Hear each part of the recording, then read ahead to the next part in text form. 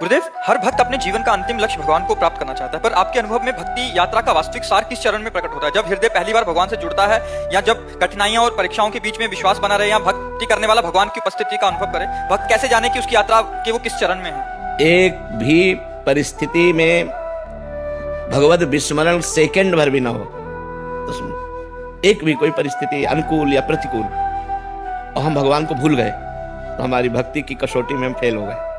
तद विस्मरणेन परम व्याकुलते थी, भगवान का विस्मरण होते ही परम व्याकुलता जागृत हो जाए, सबसे बड़ी कसौटी है। सुख आए या दुख आए, अच्छी परिस्थिति हो या बुरी परिस्थिति हो, लोग सम्मान कर रहे हो या अपमान कर रहे हो, भगवान का विस्मरण ना हो, यही कसौटी है। त्रिभुवन की राजलक्ष्मी देने पर भी जो आधे पल के लिए अपने प्रभु का विस्मरण न करे वही महाभागवत है। जो कहीं किसी भी प्रकार का राग नहीं, एकमात्र मेरे तो गिरधर गोपाल दूसरों न कोई, वो महाभागवत है।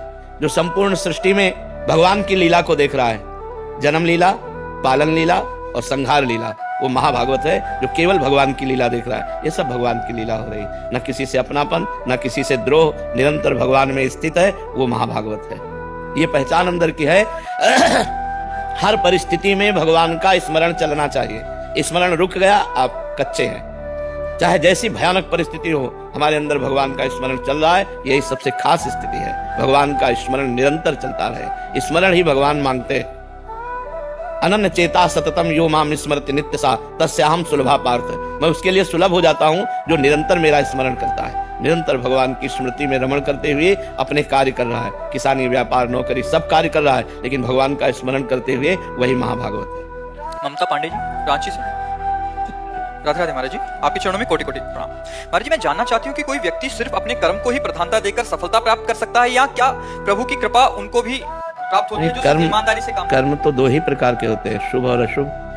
जब हम केवल कर्म प्रधानता रखेंगे तो दोनों प्रकार के कर्म बनेंगे, कभी शुभ बन जाएगा तो कभी अशुभ बन जाएगा। तो शुभ और अशुभ दोनों बांधने वाले हैं। भगवत प्राप्ति तो होती नहीं कर्म से, कर्म से भगवत प्राप्ति नहीं होती, कर्म योग से भगवत प्राप्ति होती है।